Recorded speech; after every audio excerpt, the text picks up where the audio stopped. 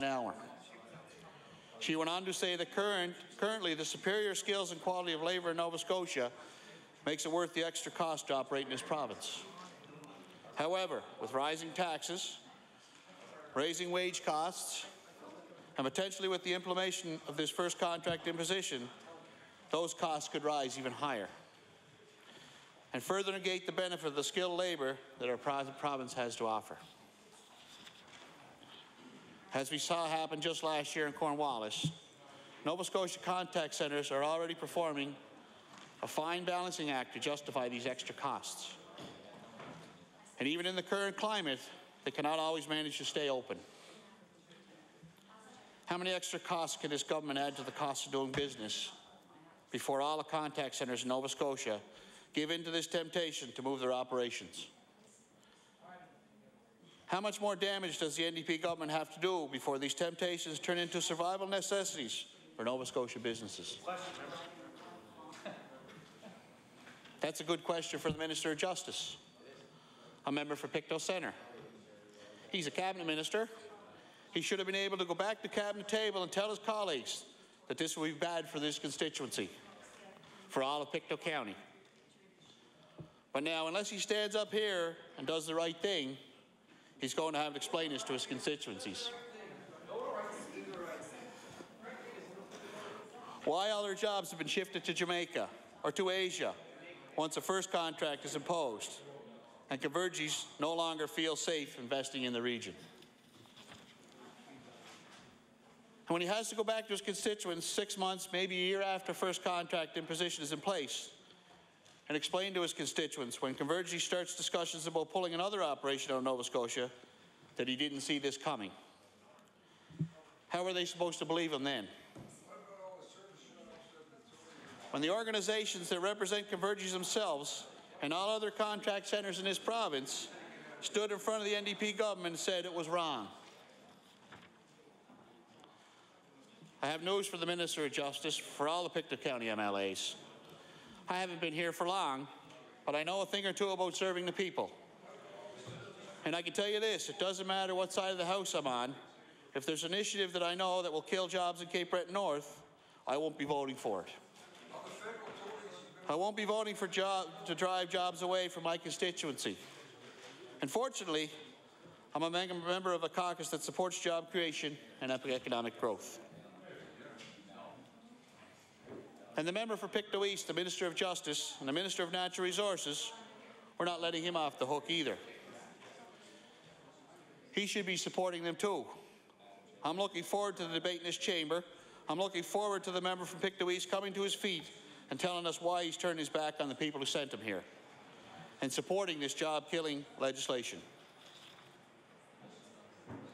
I'm looking forward to seeing the Minister of Justice get on his feet and explain why the interest of the NDP's backroom friends is as important as the interest of his constituents, the hard-working people that put him in his seat in this House. I'm looking forward to hearing from the Minister of Natural Resources too. I'm sure he'll have a lot to say. I'm looking forward to him telling us about why jobs in his constituency are less important than political payback for their special interest friends.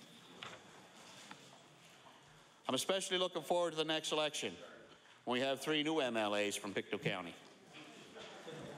3 new MLAs who care about their constituents and listen to their concerns, especially when it comes to their livelihoods and the way they feel about their families. Don't they listen, Madam Chair, don't they listen to the workers and the job creators in their constituencies? If they did, they would hear the same message we're hearing over on this side. If the NDP government continues to pile on rising costs to job creators, soon moving call centres and manufacturing plants to other regions won't just be a good business decision for them, it will be an absolute necessity.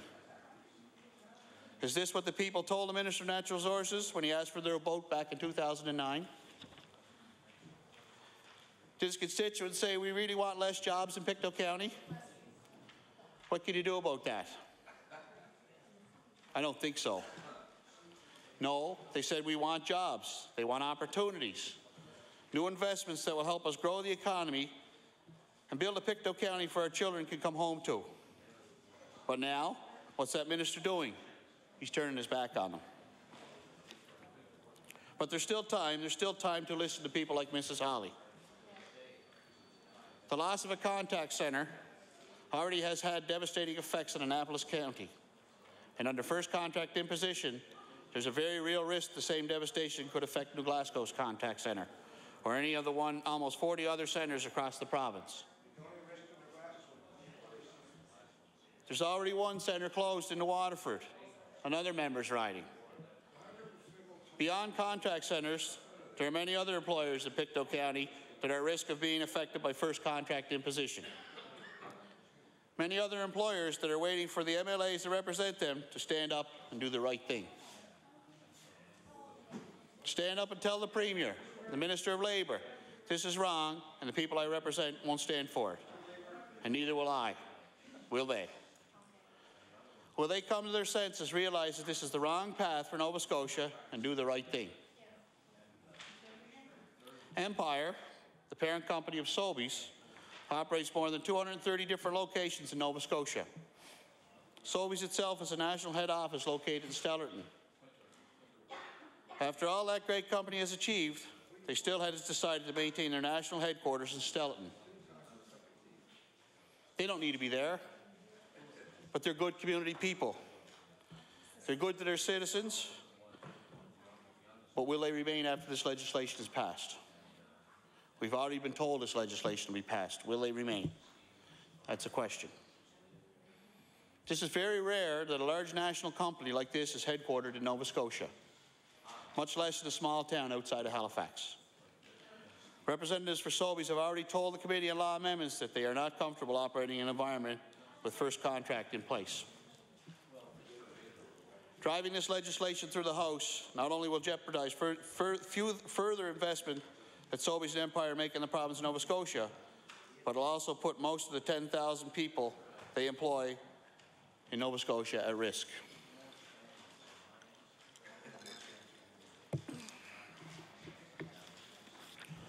Fortunately, the job creators at Sobeys have a recourse. Fortunately, they have 3 MLAs in that area. 2 of them are members of the Cabinet. Surely they would contact Sobeys, sit down with them, and hear them out on first contract imposition. Instead, those MLAs turn their back on Sobeys.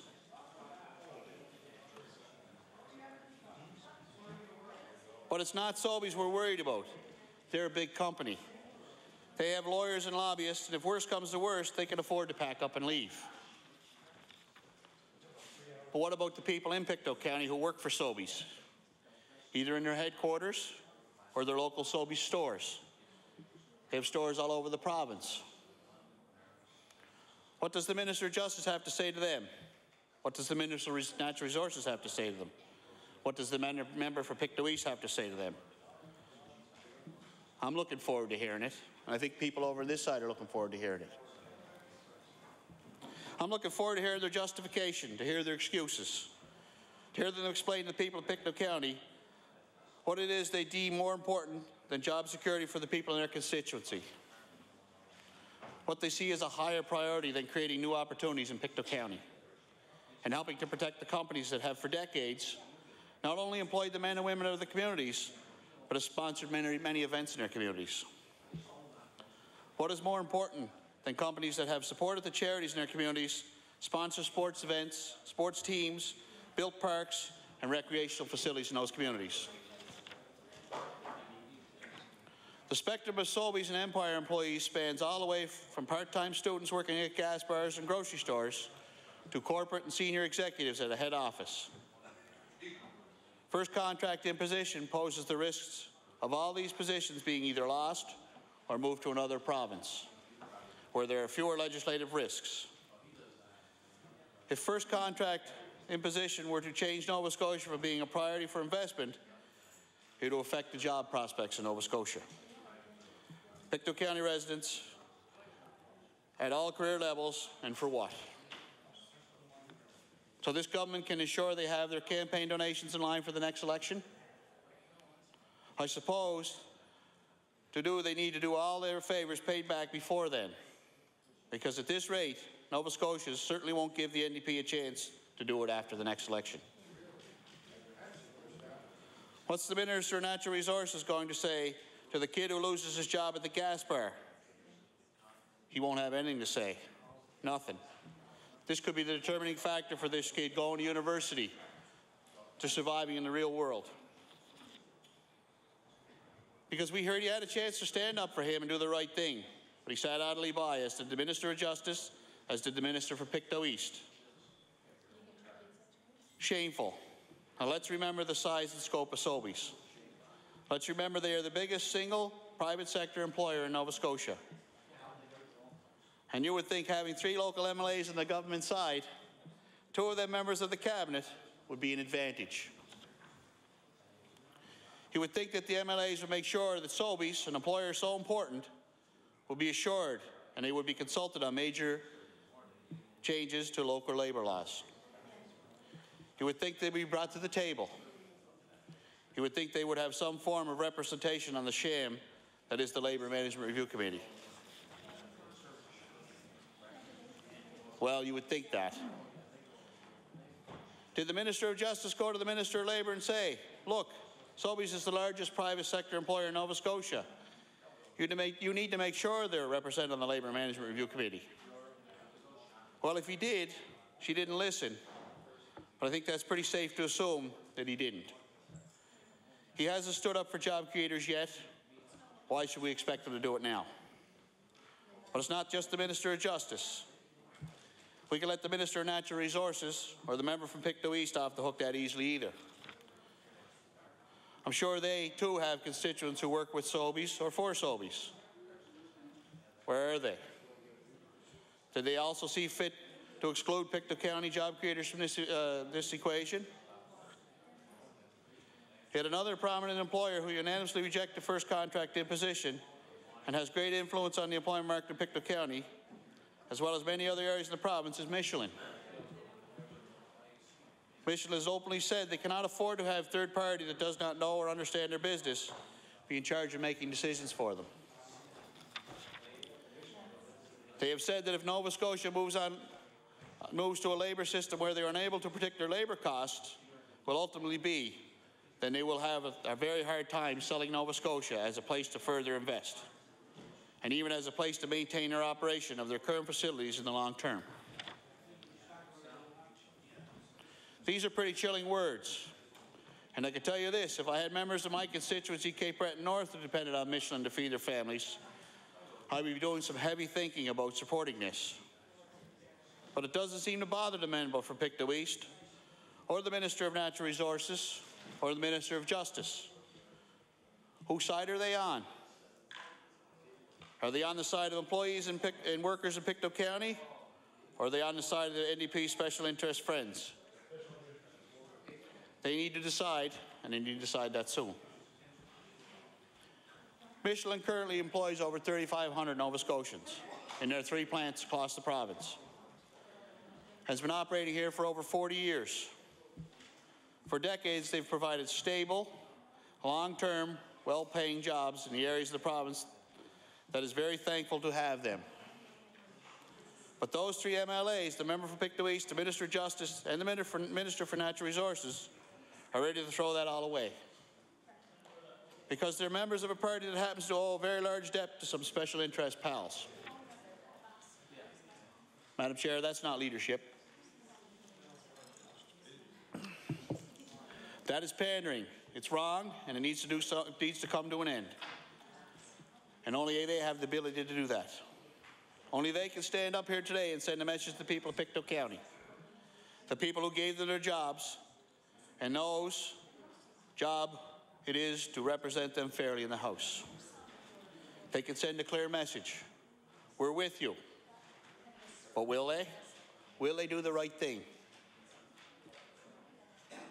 Well, I will make them this promise. If the members from Pictou County decide to stand up and do the right thing, oppose the legislation, we won't rub it in.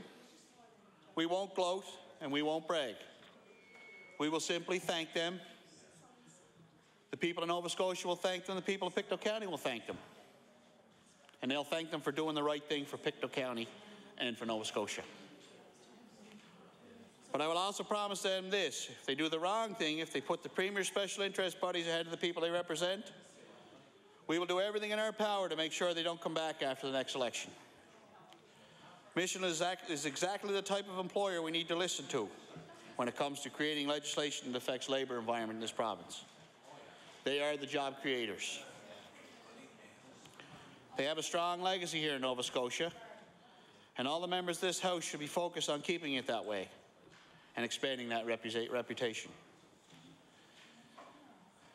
They have openly stated they're always looking for new investments. The first contract imposition impedes Nova Scotia's ability to compete against other regions. Michelin considers like the US and other areas of the country. Doesn't the Minister of Justice want Pictou County to be competitive? Doesn't he want it to thrive? Doesn't the Minister of Natural Resources want to see more jobs in Pictou County? How about the Minister or the member for Pictou East? Does he want to see more investment in the region? Don't they want their kids, grandkids, their friends and family to have jobs to come home to? Jobs they can build a life on and a family around. Jobs they can be proud to have right here in Nova Scotia. As the representatives from Michelin have explained to the Law Amendments Committee last week, they are completely opposed to this first contract imposition. They said the most important for them as business is to be able to say no to any proposals that they can't afford. They need this right so they can run an honest business that creates hundreds of jobs for honest, hard-working Nova Scotians that can afford them a happy, healthy lifestyle. They want to do this just as they've been doing for 40 years. Very successful in this province, I may add. And what do each of those 40 happy, successful, job-creating years Michelin spent in the province of Nova Scotia have in common? Not a single one of them was ruined by this first contract imposition. Having a third party that does not understand their business, coming in and forcing labour costs them that they cannot afford, will be detrimental to their business. And that this is the bottom line of what first contract legislation puts in place. They feel very strongly that there should never be a law that says they have to accept contract terms they do not want and cannot afford. So now I have a question for the three members from Pictou, and I'm looking forward to hearing from them. Use the hour to answer me.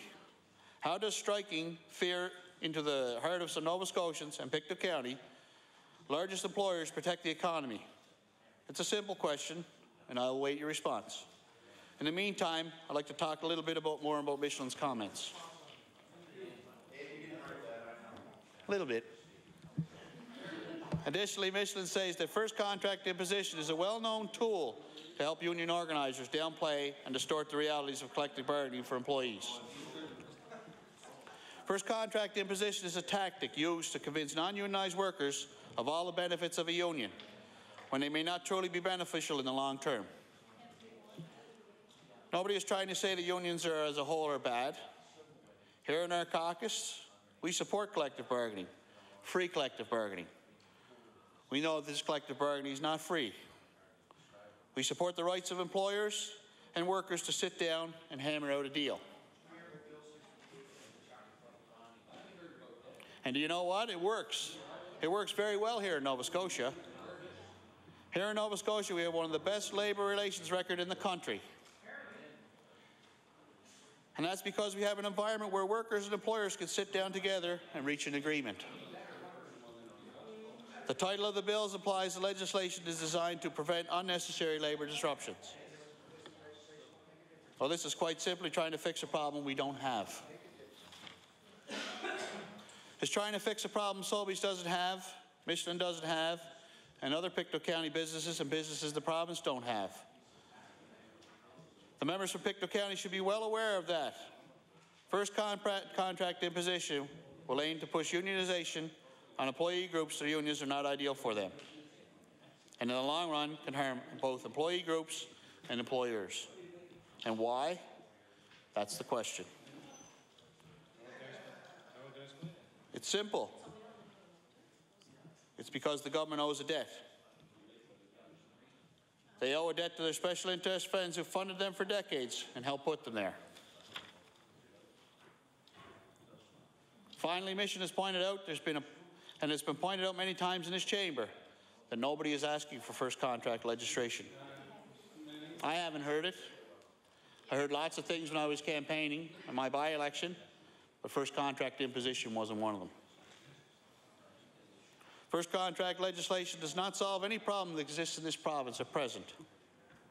It's been stated over and over that Nova Scotia enjoys having a very peaceful labour environment, and this year is on track to have the fewest labour disruptions of any other province in the country. We're told in the last decade there's only something like 3 labour disruptions. So what problem are we trying to solve? It's hard to believe that a piece of legislation that nobody has asked for, that fixes no problems, that is so heavily objected to by all the people that create jobs and invest in this province, is even considered to be put into law, let alone be forced through the House with complete disregard for the opinion of businesses. The businesses that came here day after day at their own expense to present their disregard for wanting this legislation passed. And it's an unbelievable shame that the MLAs from Pictou and all the backbenchers are letting this happen. Again, I'll ask the members from Pictou County, who in your riding has asked for this? Whose door did you knock on and hear we need first contract legislation? No one.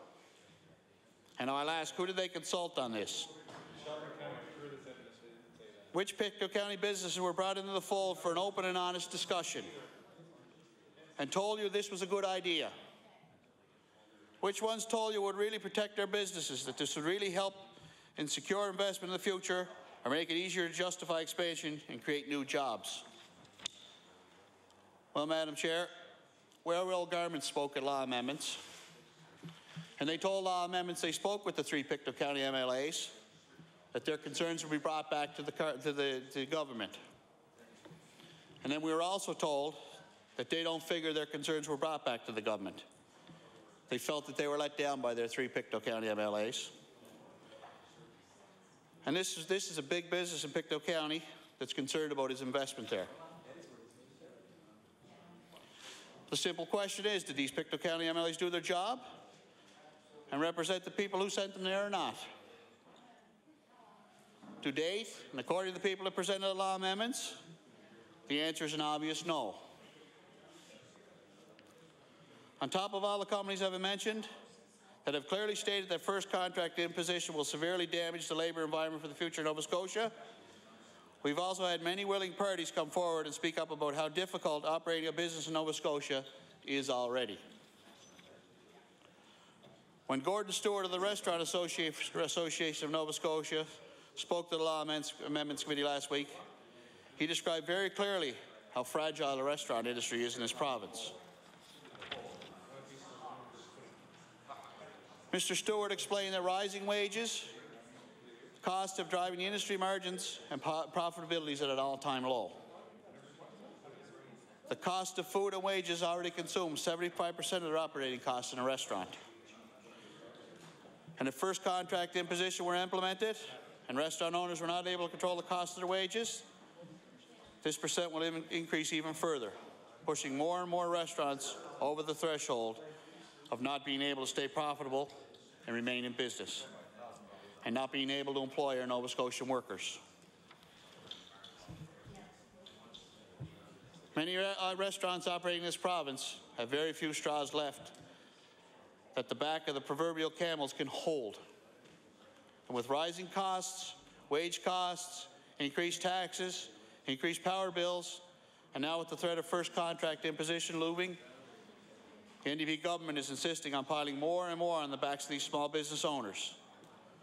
And larger companies are willing to make investments in our province. It's only a matter of time before that straw breaks. And when it breaks, Madam Chair, there'll be more and more people out of work, and more people will have to leave this province, which will erode our tax base and prevent the province from being able to invest more and more into businesses. Even here in Halifax, we merely have to look through the windows of this very building and across George Street to witness a restaurant chain which is able easily to flourish at 20 other locations in Canada and the US, chained up, having given the constant pressure this government puts on businesses of all sizes. Mr. Stewart is a perfect example of who the NDP should be listening to. I know I'm listening to the business and restaurant owners in my community, and they're telling me the same thing. So not only here in the city, but also in rural Nova Scotia. Here's a person who on a daily basis has the talks with business owners and managers covering every square inch of our province, from the smallest mom and pop eatery in Nova Scotia, in Merrigamish or Airsag, to the largest restaurant chains in Halifax and Dartmouth. He speaks to these people every day. Here's what their concerns are firsthand, and has come forward to explain in plain language the first contract imposition will cause a loss of future investment. It will cause a loss of taxes and revenues for the province, and worst of all, it will cause the loss of jobs for Nova Scotians. Mr. Stewart took the time out of his day to collect the concerns of Nova Scotians he represents. He took the time to compile them into a clear and concise presentation, and he made the effort to come to Halifax last week and present those concerns to the Law Amendments Committee. Why did he do that, Madam Speaker, Madam Chair? He did that because he's concerned about the businesses he represents in his province. He's concerned about the environment that these businesses have to operate under. He's concerned this will affect the business operations in this province. The fact that the NDP show complete disregard for people like Mr. Stewart, who are out doing the work of government, should have done on this issue itself, directly translates to the NDP. They have complete disregard for Nova Scotians. Nova Scotians will simply want to be able to make an honest living in this province without having to struggle to pay their bills and feed their families. If all the examples of individual businesses that are completely against first contract arbitration isn't enough to clearly show that the legislation is wrong, despite all the employees represented by these companies, then maybe the list of entire associations that have come forward to speak against first contract arbitration will make the point.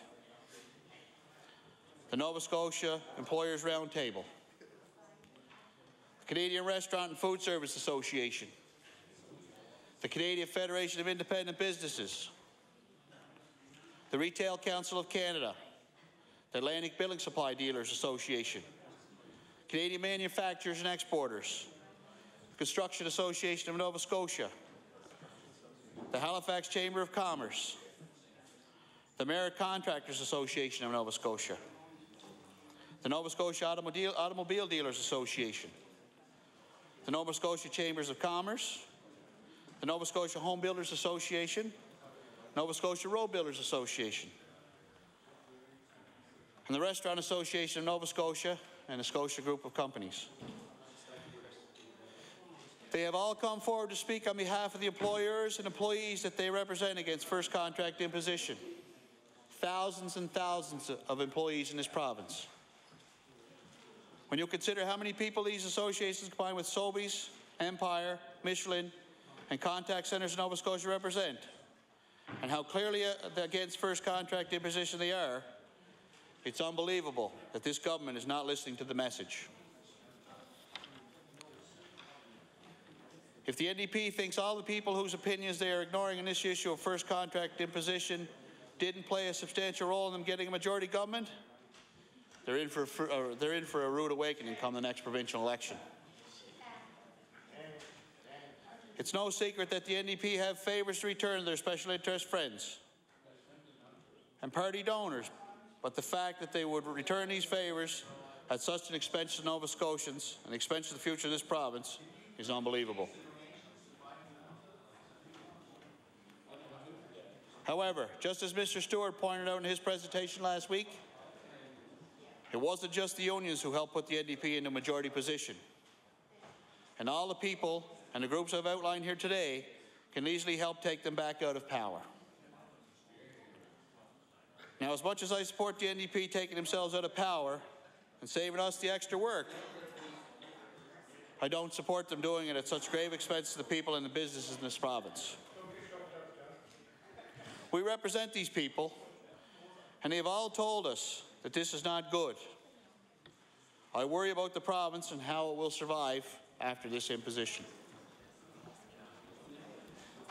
When we consider just a few of the groups that have come forward in the past 2 weeks to speak against first contract imposition, including Sobeys, who employs 10,000 people in Nova Scotia, the Contact Centres Association, which represents 13,000, Michelin and their 3,500 employees, and 22,500 people represented by the Restaurant Association of Nova Scotia, it wouldn't be a stretch to believe that if we tallied all up the employers and the associations that looked and they took time to speak up against first contract imposition, that we would find that well over half of the employed workers in this province have been represented in saying that first contract arbitration is not good for the province. And none of these lists and tallies include the business owners who couldn't make the trip, who maybe couldn't afford the trip to Halifax on such short notice to speak up about what their concerns are, or simply just couldn't be away from their business because they can't afford to employ any more people because of the narrow the profit margins that they have to work under. If these people were to leave their businesses and losing these profits when times are tough, as we all know, it would be very detrimental to their operation. Very few times in government and politics do we have an issue that's so important that means so much to job creation. And to Nova Scotians as a whole, that we get the opportunity to hear from literally tens of thousands of Nova Scotians and to understand how a policy or a law will affect them. Any responsible government would consider that scenario. That amount of willingness to speak up about a policy has an unprecedented opportunity, an opportunity to get something absolutely right. An opportunity to listen to the voices and the people speaking out, to listen to the real world. Ground level implications firsthand from the people who know and respond in such a way that satisfies all these people who took the time out of their busy work days to speak up. But what does the government do instead? What did the Minister of Justice do instead? What did the Minister of Natural Resources do instead? And what did the Minister for Pictou East do instead? If you listen, how come you never conveyed it back to the rest of the people? Or they weren't listening?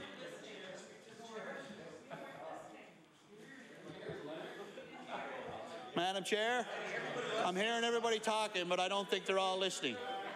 I think it's time we take a rest, Madam Chair. Put better back here. Order, please. Order. The honourable member for Cape Breton North, has the floor. Madam Chair, I spoke with business owners on the weekend who own 7 small businesses in my area.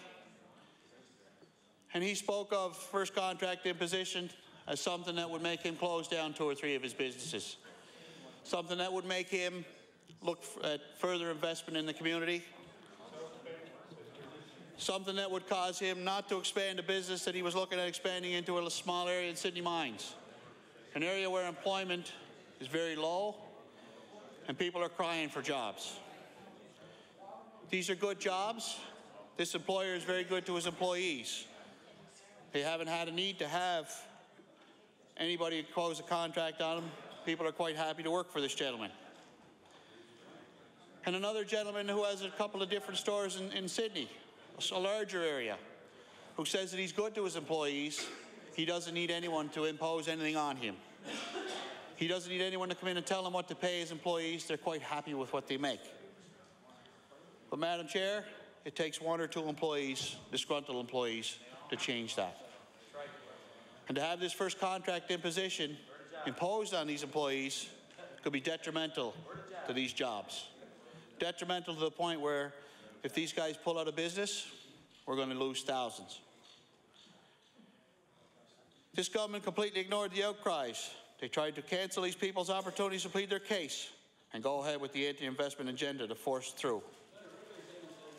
This legislation fixes nothing, helps no one, and puts the future of our province at risk. This is not what a responsible government that has the best interests of the province is to do. But for everything they've done, for all the disregard they've shown for Pictou County and the Pictou County job creators and employers, the MLA still have time.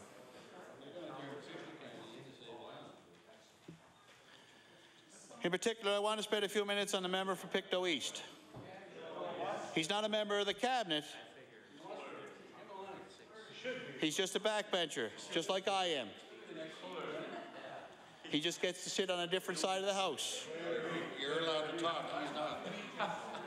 He has an opportunity here. He has the same opportunity I have to speak to you guys about what this first contract imposition could do to small businesses in our community. He has an opportunity. This first contract legislation is bad. He knows it as well as I do, and as well as the thousands of Nova Scotians that have told us this. He has a chance to let the cabinet go down for this, let the Minister of Justice, the Minister of Natural Resources, take the calls from the irate Pictou County residents. The member for Pictou East is in a different spot. He's heard what the people from Warewell Garments have said. And he has a chance to stand up in defense of this Pictou County company, these Pictou County workers. But will he? Will he do the right thing? He has a very important choice to make, but he has to make it soon. He has two options. Option A is to take the easy way out. Stand with the Premier and the Minister of Labour and do something to pay back the NDP special interest friends. You can have your chance. We'll get you to stand up. Order, please. Order. I would remind the member that he's to direct his comments through to the chair. And order, please. And I will remind the speaker, the member, that the use of "you" is not appropriate in the chamber. Thank you. The honourable member for Cape Breton North has the floor. Thank you, Madam Chair. And to the member from Gosborough Sheet Harbour, if he wants to stand up and tell us why this is such an important piece of legislation for their government, then we're here to listen. He doesn't know why. Come on, Jim. He's not allowed. Not allowed to stand up. The NDP are playing a game of political payback. You rub my back, so I'm blindly rubbing yours, no matter what the expense may be. It's at the expense of job creators and employees in this province. It's the same kind of politics we've seen time and time again. That's option A. But option B is different. With option B, he can stand with the people of Pictou County, with the people who sent him here, with the people he's supposed to be representing and protecting. With option B, he gets to go home a hero, go home as someone who stood up for the people when he had the chance. But will he, Madam Chair? That's up for him to decide. And if he doesn't, we'll find out in the next general election who the people in these counties and who the people in these areas are going to vote for. And I'll be willing to bet that if this first contract imposition passes, and the people in the rural areas' jobs will be affected, I'll be willing to bet who they're not going to vote for. Thank you, Madam Chair.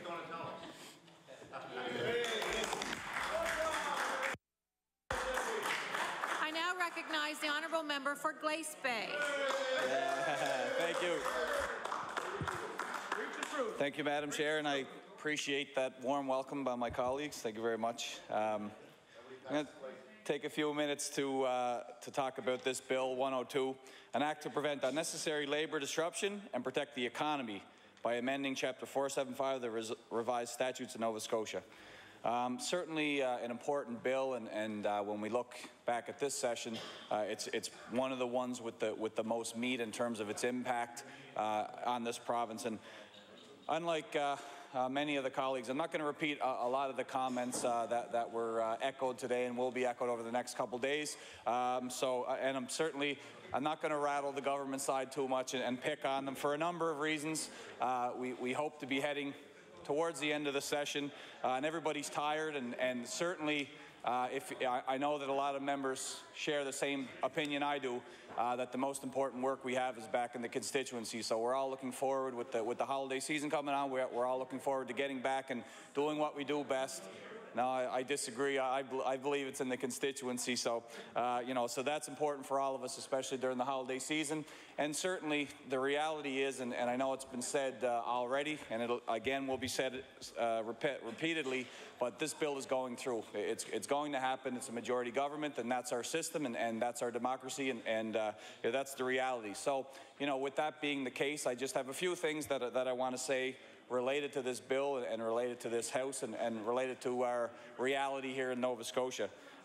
Certainly this is an important time for our province, and it's an important time in our province's history because there's a lot of things happening kind of at the same time. We've got, as we know, we've all felt it. There's no party or no one in this legislature that's immune to the fact that there's political turmoil in this province and in this country in terms of, what people feel about their legislators and what people feel about their MLAs and generally the trust in the political system. And it doesn't, it's not personal, but it's just with the system itself. And that's something that we have to deal with. Obviously, there's economic turmoil, and we all have our opinions and our beliefs on what that is.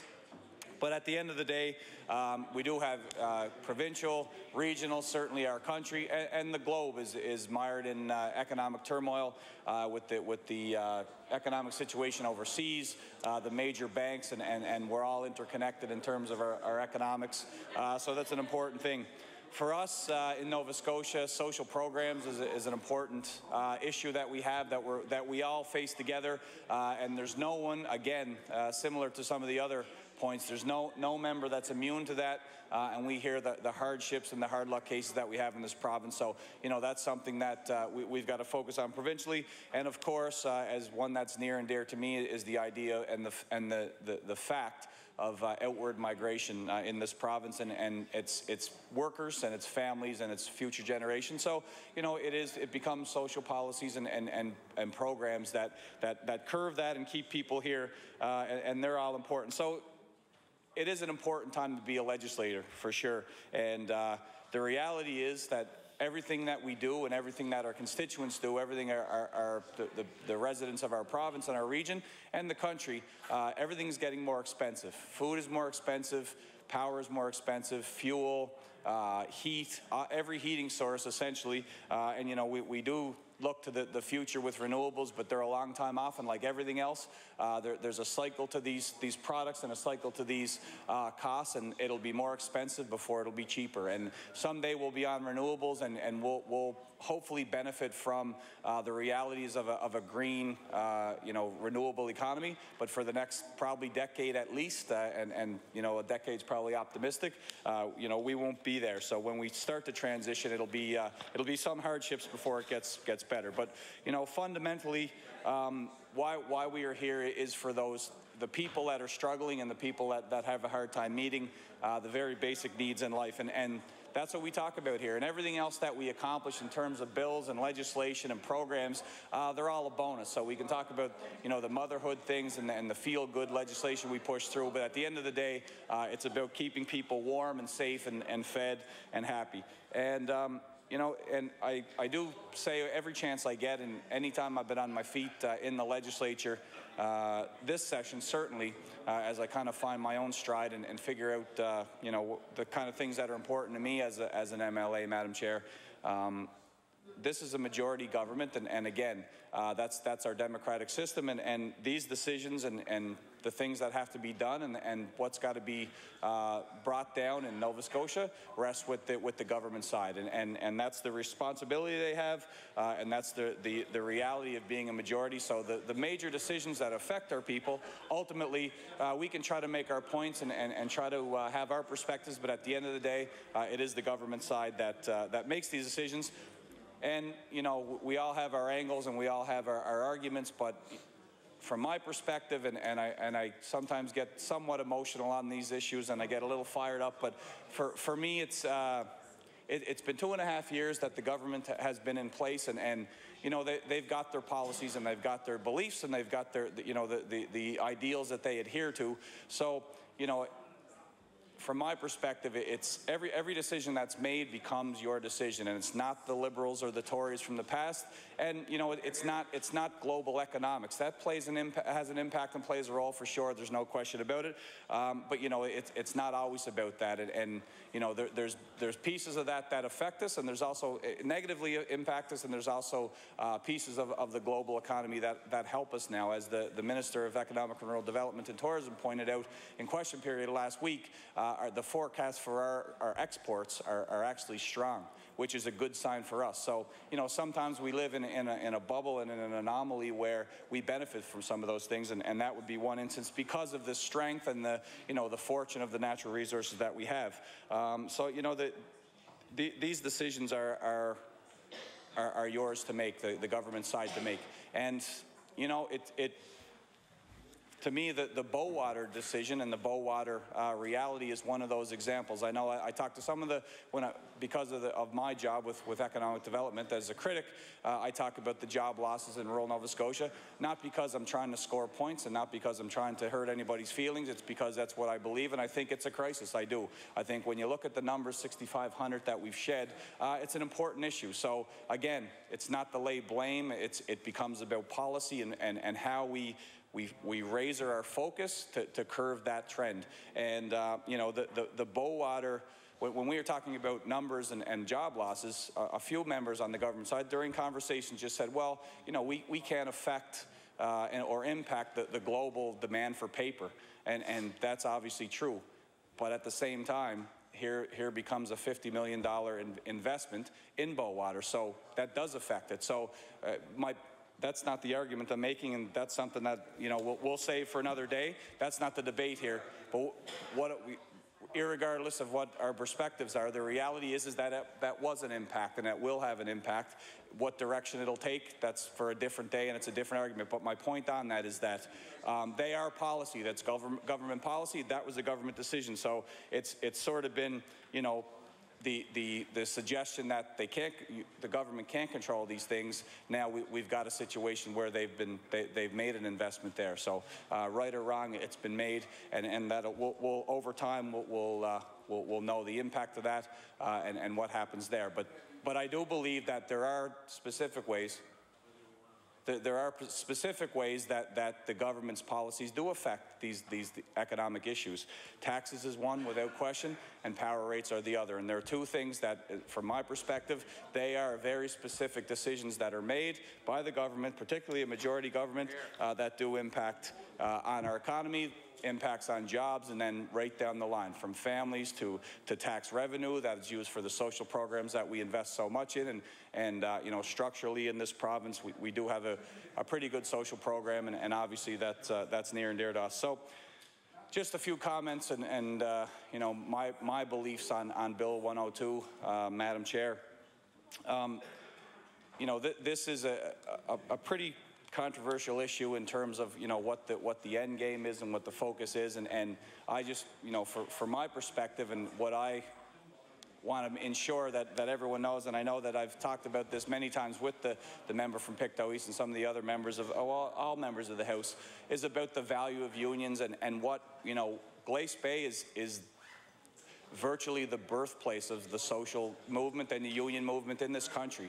At the turn of the century, in, you know, the early 1900s, the coal miners were their families are being devastated. They were owned by the company because the company owned the grocery store, they owned the homes, they cut the checks, and there was no striking if they took a strike, or a strike is kind of a legal way to describe it. If they left the workforce, the government would just bring in the police and force them back to work, and that's the way it was. So I think we've come a long way in you know, what unions have done for our people and our workforce. I don't think you can overstate the value that's had, and you know, we mark Davis Day every summer. It's a very important celebration for the Bay, the North Side, and the Waterford, because Bill Davis was killed fighting that fight and leading, you know, a group of the labor force that just had enough, and they couldn't take it anymore. So, yeah. All right. Well, the member, I figured he would start talking him over here, so he can get up. I look forward to his comments. Yeah, that's great. Yeah. Well, I'll share my perspective, and then that member can stand up and share his. But if I just want, yeah, you can have all the time. The member can have all the time he wants. Yeah. Yeah. You can come to Glace Bay. You can listen to my speech on Davis Day. Order, listen, please. I can tell you, I don't offend anybody. Order.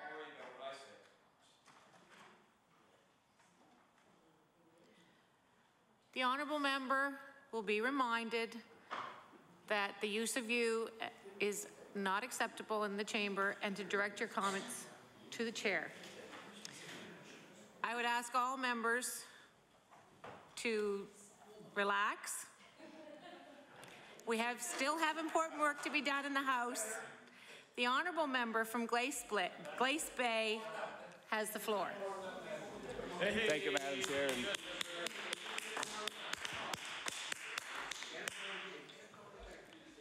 Thank you. And, you know, but the place that unions have certainly for my region and my hometown, again, can't be understated. And I know that my late dad would be pretty unhappy if he knew that if he ever thought I would say one bad word about unions. And that's not the way I was brought up, and that would never happen, and you wouldn't hear that out of my mouth. So I can guarantee you that's the...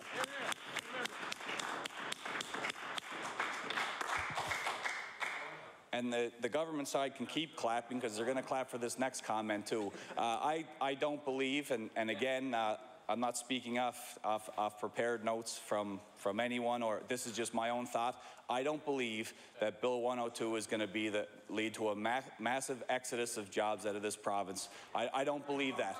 I don't believe that's going to be the case.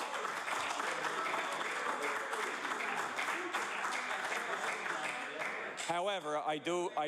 What my concern is, and we will certainly. I'll mention some of this as I proceed here. But I do fear what was the initial discussion from our caucus, and you know, some of the initial thoughts around this bill.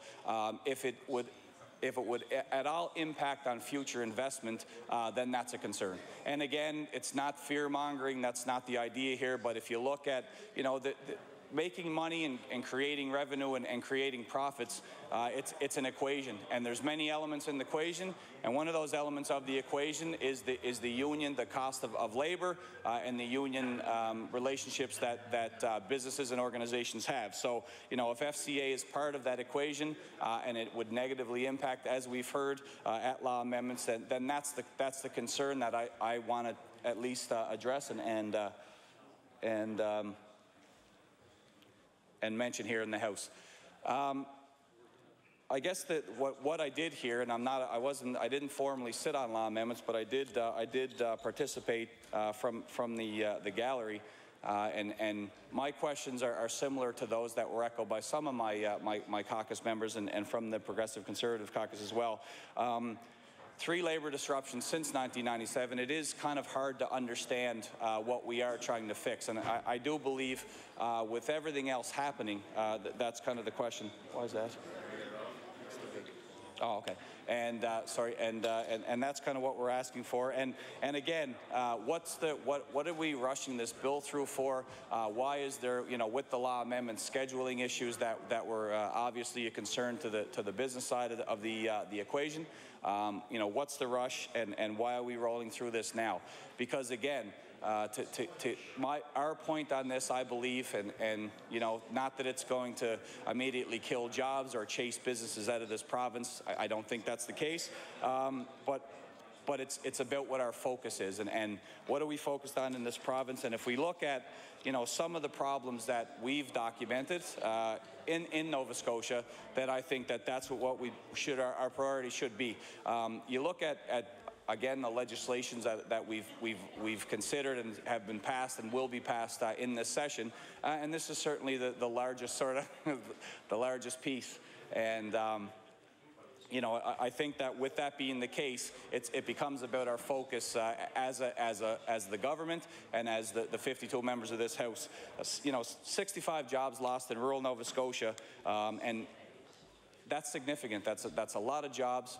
The outlook isn't looking like it's getting much better, certainly in the short term, and that's a concern for us. It's a concern in Cape Breton, the South Shore, Yarmouth, obviously, the Valley, the North Shore, basically everywhere outside of Halifax.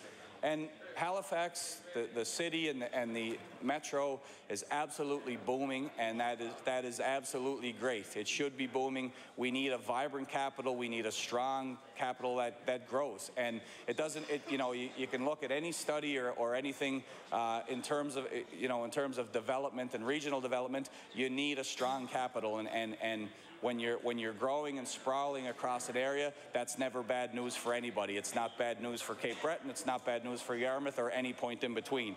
However, order, please. It's becoming increasingly difficult to hear the member who has the floor. I would ask that you take your conversations outside, or just use your inside voices, maybe. Use your library voices. I continue to recognize the honourable member for Glace Bay.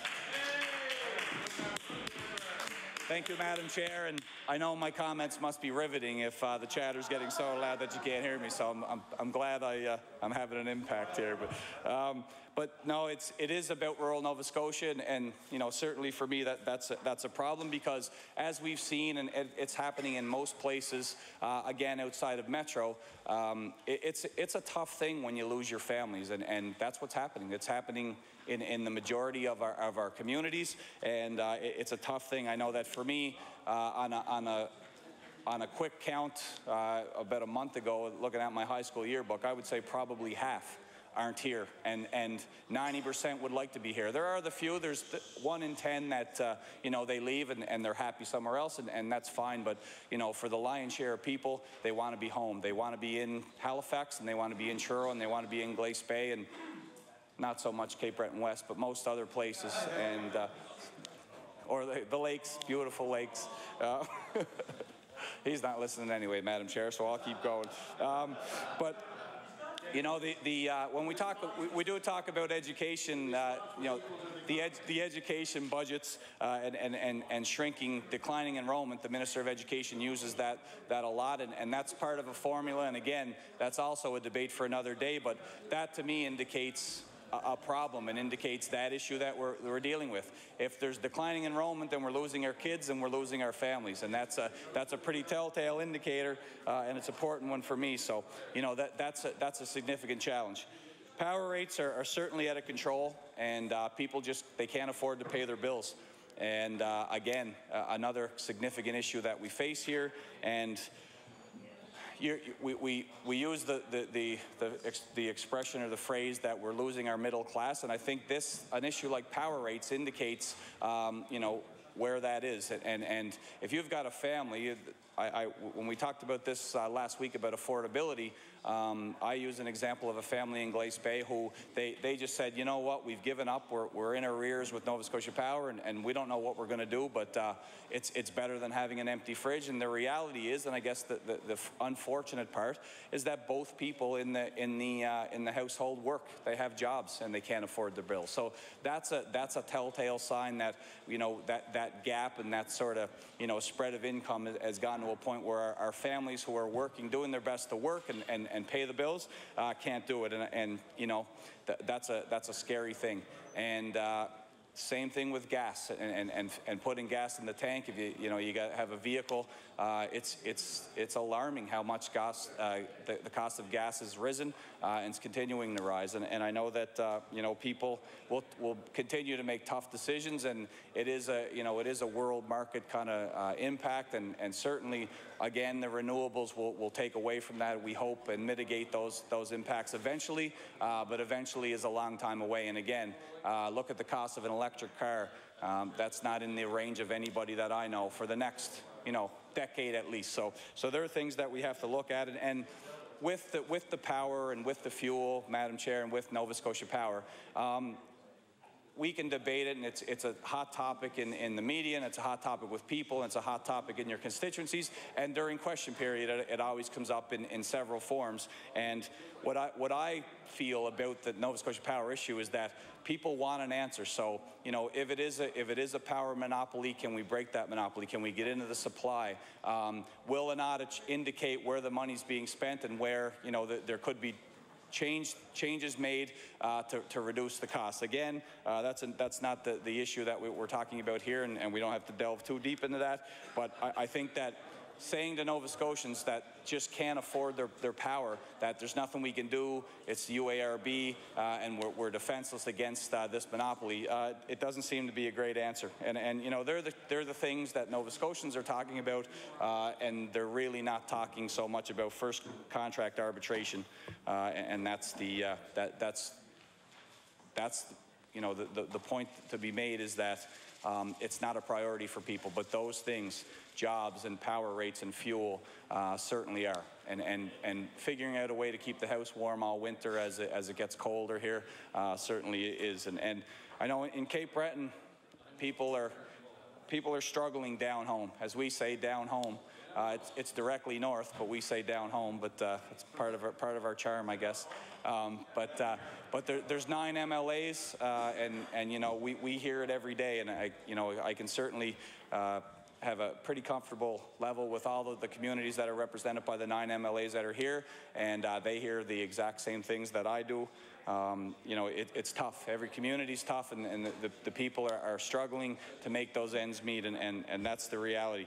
We're shedding jobs, the workforce is down, and both factors, you know, when the unemployment rate remains stable, it seems to be somewhat of a good sign, but when your workforce shrinks, when you're losing people that are actively participating, then that's going to keep that number in the same rate. So if you gain a few jobs and lose your workforce, it's going to keep that relatively stable. So that can be somewhat misleading. If you're losing jobs and you're losing the workforce, then things aren't getting any better. So, you know, that's one indicator that you can use, and sometimes you know, that's what we talk about, and that doesn't tell the story. And again, I've said it so many times, and I'll say it again because it's worth repeating. If it wasn't for Alberta, these 21 and 8s that they've done essentially to accommodate the Atlantic region, the workers that come from here. If we didn't have the ability to get on a plane and go for 21 days into McMurray or into Grand Prairie for pipeline or into Red Deer or what have you, and come back for a week or 2 weeks on and 2 weeks off, they're the real plum positions that you get out west. Particularly if you're a skilled tradesperson, those options are available to you. Then I don't know what the population would look like in a lot of our communities, the Bay, the Waterford, certainly all over the island. And you know, they're significant, and I think that we need them. The economic outlook is tough for someone who looks at this every day and sees kind of what the forecasts are. Unlike the past, and you know, the past had its ups and downs as well, but we don't have one solid economic base that we could look to in Cape Breton. You know, there's no one large entity that's sort of keeping the economy humming. The small businesses, as we all say and we all know, the small businesses and those medium-sized enterprises and the incubator organizations that are developing now, they're the ones keeping us afloat.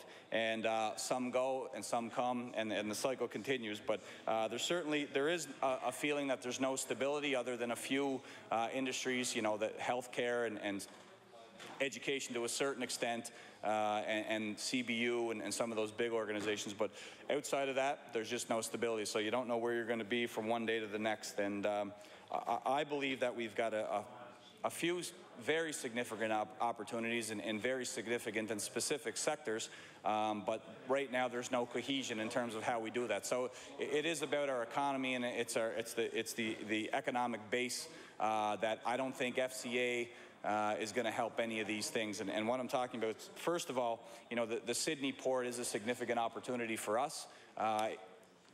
Will it be the windfall that brings thousands and thousands of jobs to Sydney? I don't think so. I certainly hope so, but you know, it doesn't look to be that way in the early stages, at least. However, if we can augment Melfort, if we can augment Halifax, and if it creates a couple hundred jobs, well, that's a couple hundred stable jobs that we didn't have before. And you know, that's important. And if you forge international relationships through the port development, and right now we're there with the dredging, so now it becomes a marketing exercise. We got to get out there and get to those the large shippers. And there's a few sectors that sort of feel the effects of an economic turnaround first. Shipping would be one, manufacturing is a second, and certainly construction would be the third. So when you're talking Sydney Port, we're talking about one of those three, and that's a good sign. So something that we have that down the road we hope will help. But again, there's no sort of global tie-in to how we're going to work on all the pillars of the economy in Cape Breton together.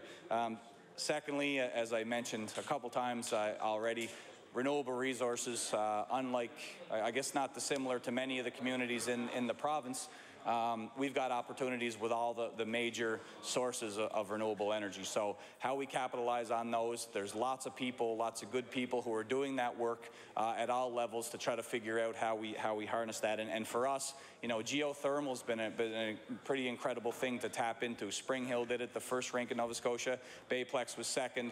It's made the ice better. It's made the ice cheaper. You know, so that's a good thing. And that's, again, what we're talking about. Renewables have the ability to make things cheaper when they're efficiently running and the research and the time's been put in.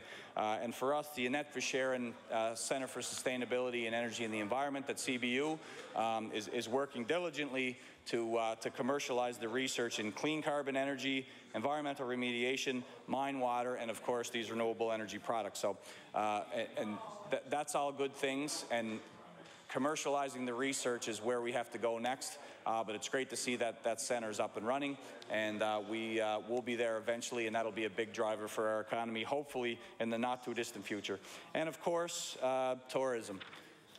It's hard not to be captivated by the beauty of Cape Breton, and if you're in, you know, anywhere from Inverness to Myra to beautiful Glace Bay, of course, and all over the thank you, member, and all over the island, you know, and we've got. The reality is we've got jewels all across the province, so it's not Cape Breton isn't the only place for tourism, but certainly what we have takes your breath away when you do the trail, and you know, you get it on a good weather day.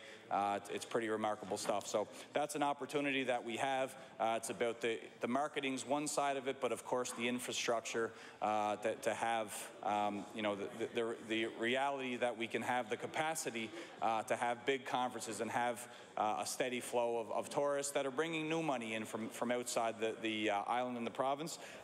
That's what's key. So, you know, so they're just some of the priorities that we have for Cape Breton, and I'm sure every region, I know that every region of this province that's struggling and hurting a little bit right now has the same, you know, they have their wish list of priorities as well. And, you know, the North Shore, they're down 1,300 jobs November over November. The Valley's down 2,200, and the Southern region 1,700. So, you know, they're big job losses, and each one of those respective regions will have something to say about their future and the direction that they take. Now, my question is, how does this bill strengthen or support those regional priorities? I can't see the link where it does. How does this solve any of the problems that we face in rural Nova Scotia? I can't see that it does. But it may hurt. And that's the concern when we're talking about job losses and we're talking about where we go in the future and how we invest the hundreds of millions of tax dollars in investments for economic development. We can't have another element in that equation if this is the case that impacts business and potentially frightens business from coming here or from expanding, because that's that's what it's all about. And we heard it from Michelin and we heard it from Sobeys and many of those who lined up for law amendments on this bill. And again, it's not about immediate job losses. That's not going to happen, but it's the long-term erosion of our economic environment and our business environment that we have to worry about. And we just can't afford to jeopardize our opportunities moving forward. And this Manitoba model of the FCA, it becomes an element. So whatever model of FCA you're using, it impacts on business, and it impacts on business future.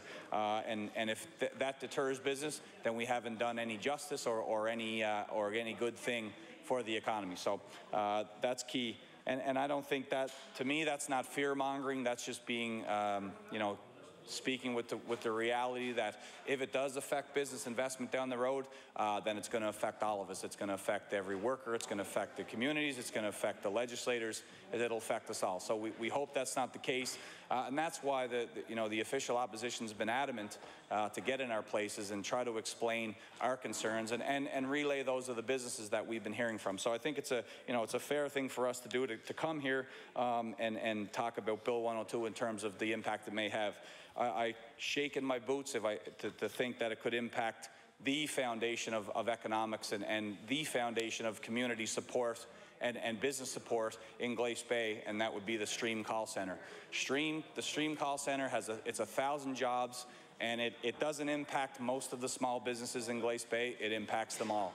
I can name them pretty quick. It wouldn't take my full hour, but it's the couple grocery stores, and it's Commercial Street and Union Street, and that's what we have. And it's pizza shops, and it's dry cleaners, and it's a couple drug stores and clothing store, and all of those things. It brings people to the Savoy, and it brings people to the Bayplex, and all the restaurants that we have, and the main event beverage room, of course. Right, and so anyway, they're all key things for us, and this. I'm on a roll here, Madam Chair. Yes, thank you, Madam Chair. Yeah. Can I forewarn the Deputy Premier? I know he's going to start on me now, so if you could just make sure.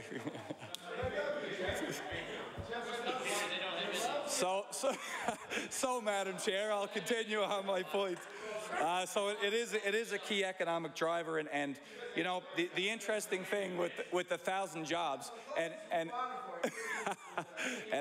I talked to the contact centers, the association, and the reality is that when many of the contact centers in our province and in New Waterford and in Sydney are downsizing and they closed or they face closure, Stream is actually expanding, and they remodeled their cafeteria to make room for the administrators, because the administration offices went into the servicing of the contracts that they have. So that's a pretty good sign when the offices are being shifted to create extra spots for the contact center employees. That's certainly a good thing, and that's something that we that we don't really get accustomed to in Glace Bay, and the 10 years they've been there, that's what Stream's done, and it provides competitive wages, of course, and provides what, more important than the wages are the benefits. I mean, people need those benefits for themselves and for their families, and it creates an interesting dynamic in a community like Glace Bay, because you have, people go there and they're your typical sort of, workforce participant, but it's people that worked at DevCo that are in the sunset of their career, and they're finishing off at Stream. It's for students that are in university and post-secondary education, and even for high school, that go there for their first job experience. So what Stream's done has been remarkable, and we hope that they stay there for the 10 years. Has been a great run, and we hope they've got another 10 or 20 or as long as it takes, because they certainly support a lot of people and a lot of families in our community. And the reality is, Madam Chair, 10 years ago they were moving here. But one of the elements, again, is the reality that they had an 87-cent dollar back in 2001. So they come here, and that creates the profit margins that they need. So, that they can do their full investment of what they need in terms of infrastructure inside the building itself, the renovations, all those things, the staff. But because the 87-cent dollar is a significant cost savings for them. And now, as we know, it's give or take par. So that's basically eroded much of the profit margins that they had, and businesses are in existence to make profit. So why are they still here? Besides the modest profit that they're still making from the Stream call center, it's become established. It's the clients who they have, and they have very significant clients, they demand that they stay where they're at. they've gotten used to the services that they're provided by their customers. You know, we've got a radio, Sirius radios there, and some other large organizations that are there that work through the Stream call center, and they don't want them to move. So it's worth it for Stream to stay there and work there. However, the problem is, and again, which ties into this bill, is that it becomes about their growth. It's of any industry, all industries have to grow, and that's sort of business 101. You can never stay stagnant, and you can never stay still. Neutral is not a position you can take in business. Well, in IT services, in the IT sector, such as what Stream operates in, it's even more critically important. So they can't stay where they're at in terms of their staff. They can't stay where they're at in terms of the infrastructure and the equipment they have, in terms of the marketing they do globally. All those things that they have to invest, and they have to continue to grow. They have to continue to grow just to remain competitive and make sure that they stay in operation. So the fear, again, for us in reading this legislation is, will this impact on their future growth? Will this impact on their future investment? Because I can tell you, without question, unequivocally, if Stream leaves Glace Bay is finished. It's not only the 1,000 jobs, again, all the things I talked about. It's the spin-off jobs, it's the downtown core. Stream leaves Glace Bay, we're in a lot of trouble. And we'll be immediately looking for a 1,000-job replacement for those jobs, which have been relatively stable. I mean, a decade of a call center that's continued to grow is pretty good. And we've been fortunate that way, but we're also fortunate to have good people that have worked hard to stay there. And again, they have remarkable turnover rates relative to the industry norm. So pretty special thing. And you know, there's never any problems with the labor there. There's never any unrest because Stream treats their people really well. A good wage and good benefits and good support at the workforce is all anyone can really ask for, and that's what they provide in Glace Bay. So we will certainly turn into a retirement community if we lose Stream, and you know, that's sort of my specific fear. And you know, what we've been told through all those, I don't have to go through the list of all the companies, but Michelin and Stream and Sobeys and all those, the organizations that presented at law amendments. The Barrett Lumber Company was certainly an interesting one. The gentleman that presented was very honest, and he, you know, he talked about his concern and his mistrust of the political system. It wasn't about the current government or past, it was about everybody. And that's kind of what so, you know, if the small businesses that have been in existence for a long time are expressing that, look, you know, we're worried, we're concerned, and again, it wasn't about the current government, it was about how these decisions are being made and what the justification is. So, you know, if you're hearing those things from solid small businesses that have been around for a long time, then I think we all have to listen, and you know, that's what we hope to get here and push to the government side today. So basically, if you look on the ground, what's happening in the province, you know, we're talking about investing and we're talking about economics, and we've got the IEF, which will be the Jobs Fund Act, and again, as I've expressed on a few occasions, I don't know what the real impact is going to be, because I don't see it as a change over what was there before, and I still believe that in the hands of business, the experts, the people that know business and business models, that they're the ones that should be making the major decisions on how we spend this money, or at least having a significant impact on it. So, you know, I think that's one part that we could tighten up. 1.9% economic growth, the lowest of any province, is a concern. Now we can talk about the lack of natural resources, as the Premier said in response to my question, but the reality is that the provinces are growing, of course some more than others, but that's an indicator. It's a very flat level, basic indicator of where we're going. You know, that takes into account our global performance. It takes into account how we're creating jobs and where we're moving in terms of our GDP, which is really our most important number, what we produce here and what kind of money we're producing, what kind of our total figure is of what we produce in this province. So important. I still believe that, you know, it's difficult to fathom that we spend hundreds of millions of dollars in taxpayers' money with no job targets. I think that there's got to be a way, the numbers aren't something that you create and then work backwards. You know, the numbers are the byproduct of the groundwork in terms of Thank you, Madam Chair.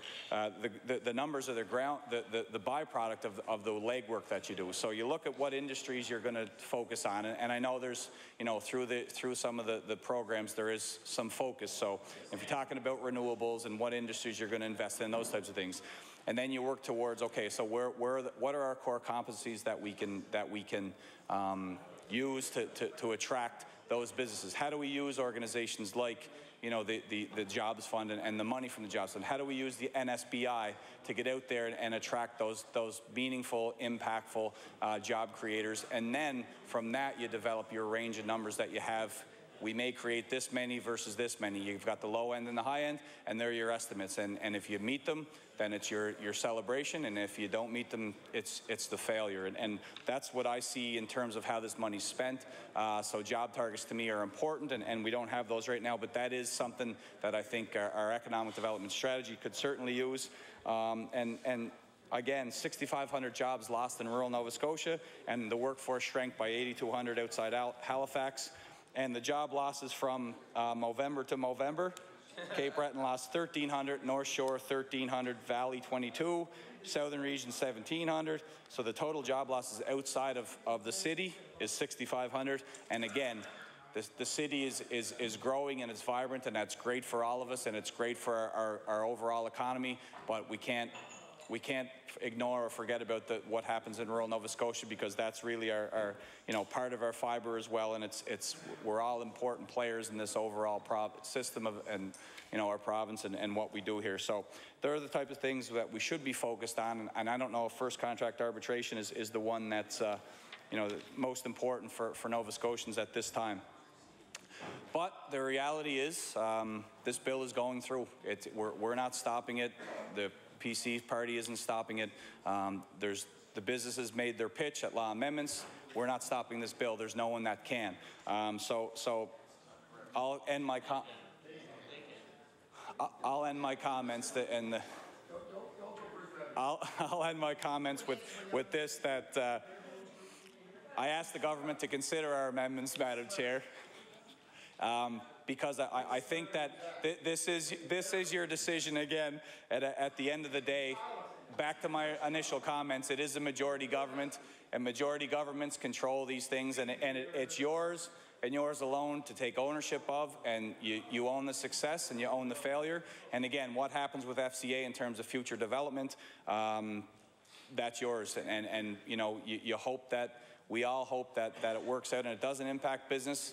What we hear from the experts who are in their respective industries that know it better than any of us in this room certainly do, they're saying it may have an impact, and that's the fear. So I think that the two amendments that our party believe in, and our caucus believes in, and our leader believes in, requiring evidence that bargaining in bad faith has taken place before arbitration is that's a fair request, I think.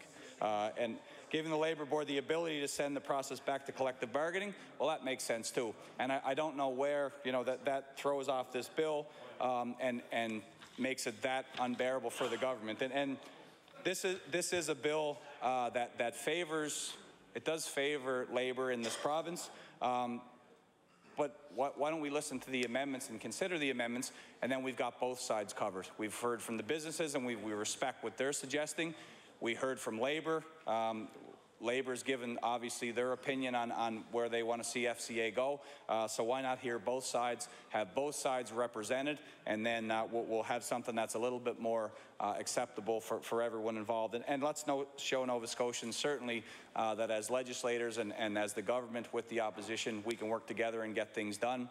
I don't think this will create massive job losses across the province, but I do worry about the future, and we all worry about the future. That's why we're here. So, this is about jobs, and it's about the economy, and it's keeping Nova Scotian families here in the province where they belong. And with that, Madam Chair, I'll take my place. Thank you. I now recognize the honourable member for Argyle. Thank you very much, Madam Chair. It's my pleasure to stand and speak for a few moments on this bill. I have about 3 hours of speech here, but I think I'm going to restrict it to 1 and hope for the best here and be able to finish off the evening. As I always try to do when I get going on any discussion is, of course, thank people before I get really started into the meat of my discussion. I want to thank the Minister of Fisheries for being down in Yarmouth on Friday, and thank, of course, the Minister of Economic Development for an announcement that happened with the federal government, $1.9 million for the Mariner Centre in Yarmouth. I think the province participated for about $500,000. So I want to thank the ministers for that.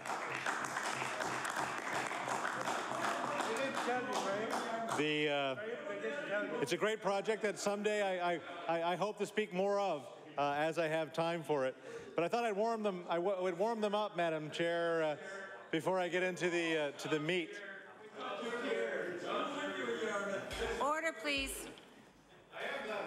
The honourable member for Argyle. I am glad. See, they can't take even a bit of praise, Madam Chair. Thank goodness the federal government had $1 million. That's all I can say. All right.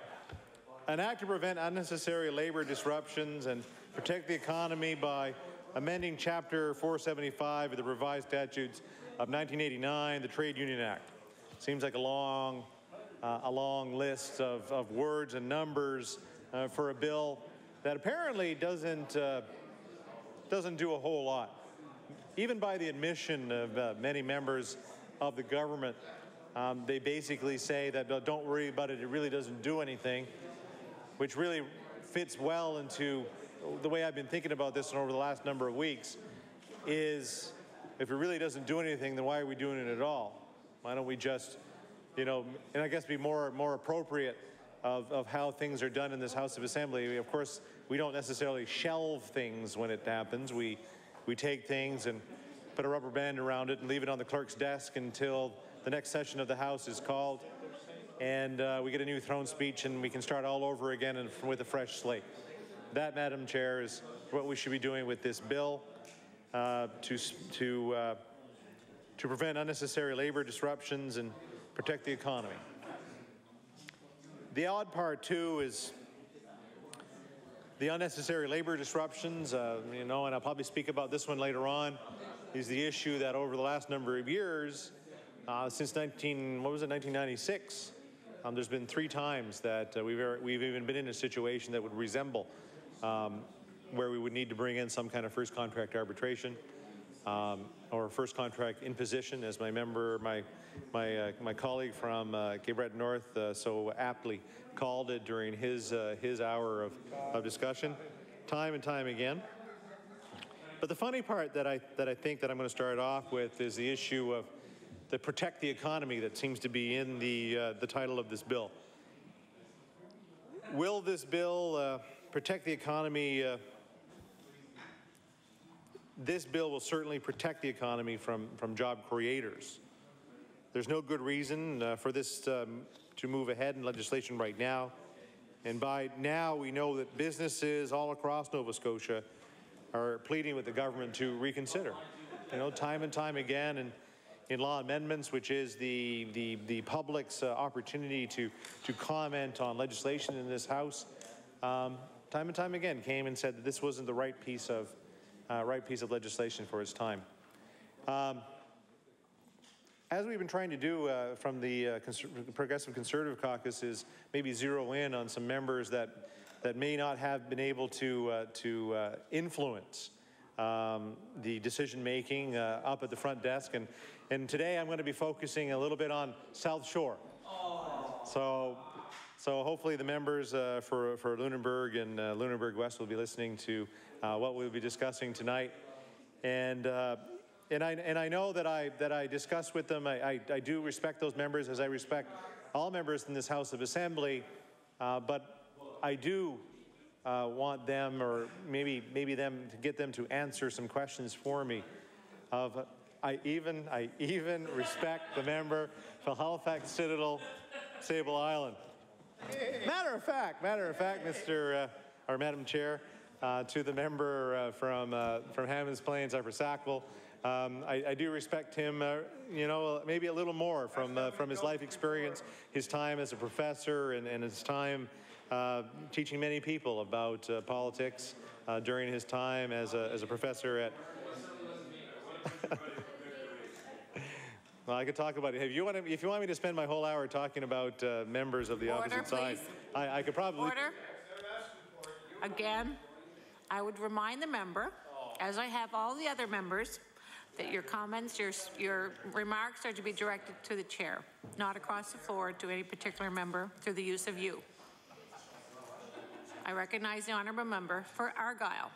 Thank you very much, Madam Chair, and thank you for focusing me in a little more on the task at hand. Because it would make a lot of fun speaking specifically to specific members, because I know they've got lots of comments from the sidelines. And I would really like it to see them at some point maybe stand and maybe explain what they're hearing from their constituents and what they think of course, the bill that is before us. So, as I said, I'll be spending my time in South Shore right now, and more specifically in Lunenburg County. And speaking of voices, as MLAs, we are elected to, of course, be the voice of our constituents, to represent our communities in the House of Assembly. I think some members of this House maybe have forgotten this. In 2009 election, the member for Lunenburg appeared in an election video on the southshorenow.com. Mr. Speaker, this video can still be found online, and if anyone would be interested in seeing it, I'm sure they can find it. I'll be giving a reference to that in a moment. In this video, the member then seeking votes from Lunenburg electorate said, and I quote, "I will be honored to be your voice in a responsive and responsible NDP government." And she says further on, "I will be your voice." Those are the honourable member's own words. Mr. Speaker, we on the side of the House are now calling on this member, as we are for every other member, Madam Chair, to... I can't table the video, and I'm going to try my best to table the quote from it. But I fear, Mr. Speaker, that the member will... See, that's what happens when you read directly from the speech instead of going on, Madam Chair. That she will remain... The hour's getting late, I think. But if we can just get past midnight, we'll be all set, Madam. She will, but I fear I feel that she'll remain silent. She has a track record of remaining silent, and we feel that she did stay silent when her government cut the Yarmouth Ferry, serving a devastating blow to the South Shore tourism sector. She stayed silent when her government broke their promise of keeping the emergency rooms open 24/7, and time after time, those who needed medical help found Fisherman's Memorial Hospital closed. Madam Chair, she stayed silent when her fellow government and neighboring MLAs paved the road that of course led to his own home. She stayed silent when her government broke their promises to seniors, when they canceled the plan to build more long-term care beds.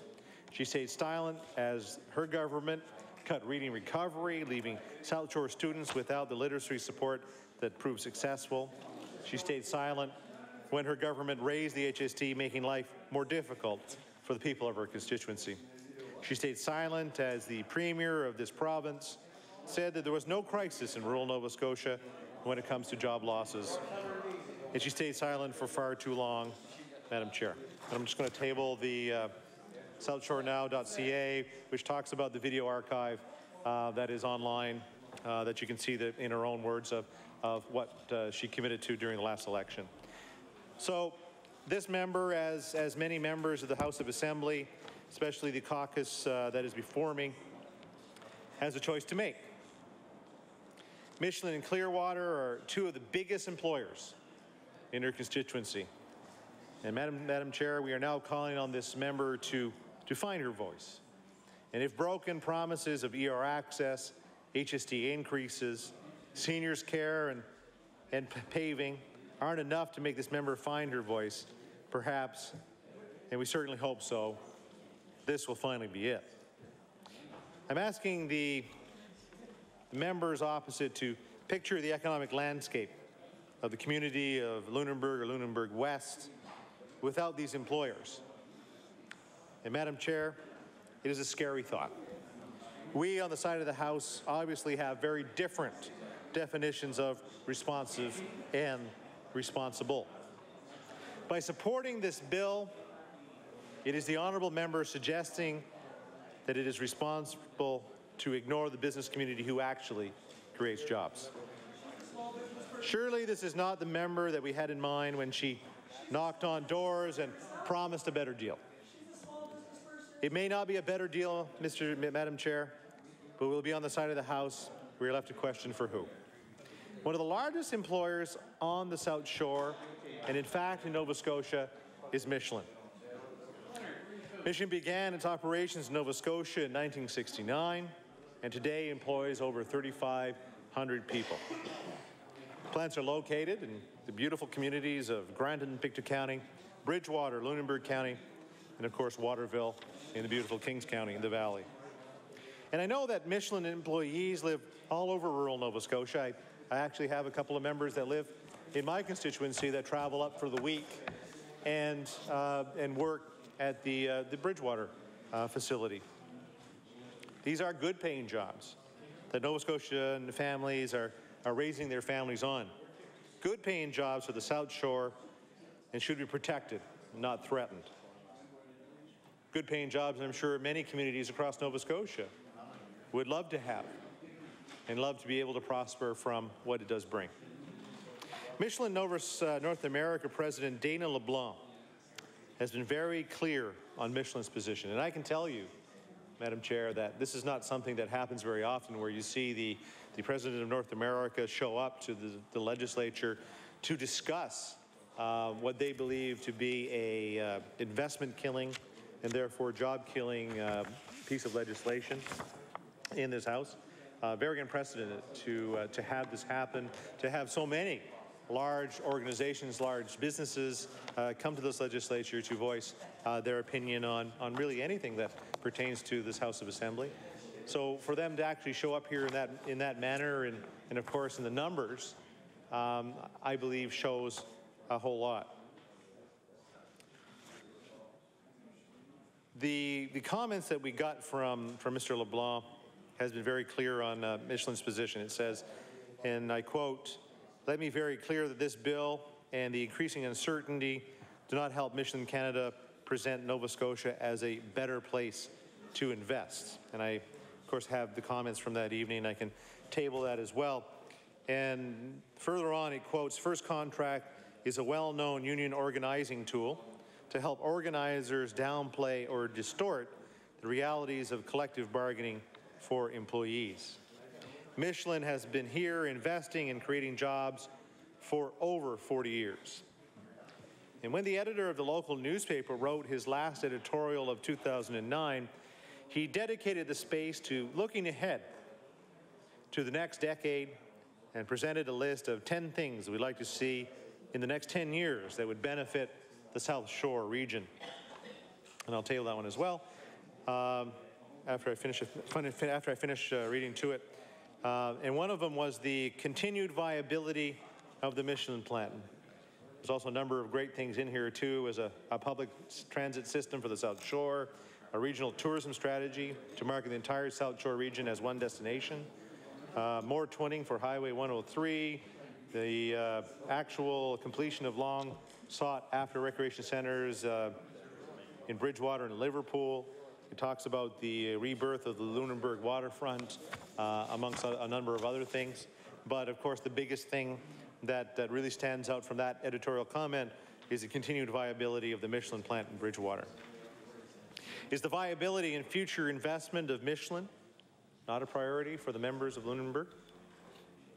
This is wrong legislation being introduced at the wrong time and for the wrong reasons, and the honourable members of Lunenburg and Lunenburg West have the opportunity to speak up. The true job creators are certainly speaking up. You know, we talk about the lineup of presenters that came to law amendments, and of course they include the Atlantic Building Supply Dealers Association, the Canadian Federation of Independent Business, which of course represents many small businesses from one end of this province to another, the Canadian Manufacturers and Exporters, the Canadian Restaurant and Food Services Association, the Construction Association of Nova Scotia, the Canadian Taxpayers Association, the Hotel Association of Nova Scotia, Merit Contractors Association, Nova Scotia Automobile Dealers, Nova Scotia Chambers of Commerce, Nova Scotia Home Builders, Nova Scotia Road Builders, Restaurant Association, Atlantic and or the Tourism Industry Association of Nova Scotia, all of them came forward to speak against this bill. So how does this honourable member not have a responsibility to local businesses? And the member for Halifax Citadel was saying that that she was a small business owner. She is. I would think that maybe she would be listening to her business owners, and of course the beautiful town of Mahone Bay, to see what they think of this. You know, did the honourable member or the honourable members speak to road crews or to contractors, to restaurant workers, to retailers, to the tourism operators in their constituencies? And you know what? You know, every one of us will stand on our track record, you know, and I think many of us, whether they see us for something or against something, that's one thing. But if they see silence, I can tell you that constituents in Argyll don't believe in silence. They believe us taking a stand on things. The South Shore and the southwest of Nova Scotia have a rich fishing history, and one that, as member of Argyll, that I'm very proud of. And right now, as many of us know, that the lobster fishermen, fisherwomen in District 33 and 34 are on their boats earning their pay in labor-intensive and often dangerous industry. And I spent my fair share of time talking to fishermen about the rising bait costs, lower lobster prices, the higher taxes, and of course, the higher fuel costs. I can tell you, and I know many of these, the members of the NDP caucus can agree with me here, that these are very hard workers. They're very hard workers, and I think they should be listened to as well. But they only represent one sector of our fishing community. What about the fish plant workers? You know, we talked earlier this evening, I believe the member for Victoria the Lakes was talking about, you know, in Queens County, Blue Wave Seafoods. You know, I know the principal there, and I know that that Sylvain would have lots to say about this bill. You know, what about Deep Cove Aqua Farms in Hubbards? What about Harwen Farms? What about the Indian Point Marine Farms, where, of course, they probably produce some of the best mussels in Nova Scotia? I'm sure Peter Darnell, the principal there, would have lots to say about it. What about Granville Gates or Highliner Foods? All of these fish plants employ many Nova Scotians in our communities, and many decent paying jobs that, of course, have allowed many people to stay in our rural communities to of course, raise their families. Fishing is a very diverse industry here in Nova Scotia, in both large and small, union and non-unionized workplaces. I've spent the time as the MLA for Argyll to get to know the men and women who earn their living from the sea, and I can tell you that I have a proud history as well when it comes to fishing, especially in the community that I grew up in the West Pubnicos, with, of course, the port of Dennis Point, which is probably one of the highest grossing fishing ports in Canada, if not in all of North America. And I'm proud to say that my father and my grandfather were both master mariners. But I can tell you that the industry is one that will have to continue to have their struggles, and I can tell you it needs a government that will protect its historic livelihood. Which gets me to the issue that Clearwater Seafoods is one of the South Shore's largest employers, and they too have come here and spoken out against this bill. Clearwater President Colin MacDonald said he can't understand why the bill is considered during an economy in turmoil. And of course, to have Mr. MacDonald come down to the House of Assembly to speak out against something, again, is a big thing. This is a very busy individual who I'm sure has many better things to do than to speak out against a government bill. But, you know, having the duty to protect jobs, to protect investment in this province, he felt it very important for him to come down to voice his opinion. And the president of Clearwater Seafood said he just doesn't understand why the legislation is needed now. And his direct quote is, they don't need to interject themselves between the company and the union, where Colin McDonald told the committee, what are we doing passing this legislation at this time? There are other issues the government needs to deal with without riling up the businesses in the community. Very important words from a company, again, that represents so many people in Nova Scotia. And actually, the other interesting part of Clearwater Seafoods is that they also represent a number of people. They have unionized sectors within their company, and they have non-unionized, and understand the interest of those parties when it comes to running their business. And for him to come and speak to the legislature to say those things again, I think are very important, and words that we should, as legislators, take heed in to try to understand why they're here saying these things. So I'll table that document as well. That's from that's the Michelin Clearwater against Bill 102 from the CBC News. Sorry about that. So how can the member for Lunenburg stand silently as a large employers ask these very serious questions? Fishermen from Clearwater and other outlets spend many days and weeks out to be away from their families. The fishermen that I've chatted with tell me that they do this, of course, to support their families. I know the member for Cape Breton... North? No, that's north. Glace Bay, what? Glace Bay.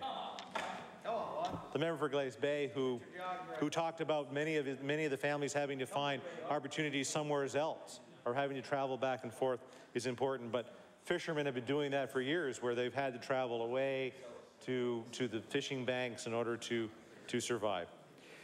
One fisherman who has been going out to sea since he was 16 years old told me that although he misses most of his son's hockey games due to fishing, he was proud of the fact that he was able to provide his son with the financial support to play the game he loves.